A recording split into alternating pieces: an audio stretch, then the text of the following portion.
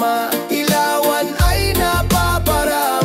Sa pag-ibig ng Diyos may gabay at liwanag. Sa pagtanggap ng disiplina, buhay ay naaangat.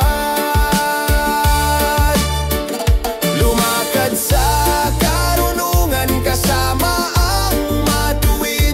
Iwasan ang daan ng hangal at masiding inggit. Pag-asa'y puno ng buhay, galak sa kaluluwa. Ang pusong masunurin, pagpapalay matatamasa.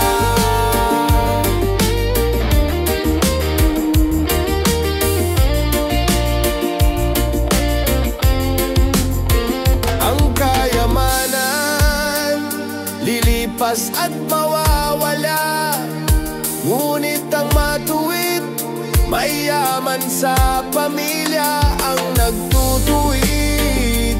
Tunay na nagmamahal, sa pagtuturo anak ay nagiging banal. Lumakad sa karunungan kasama ang matuwid. Iwasan ang daan ng hangal at masiding inggit. Pag-asa'y puno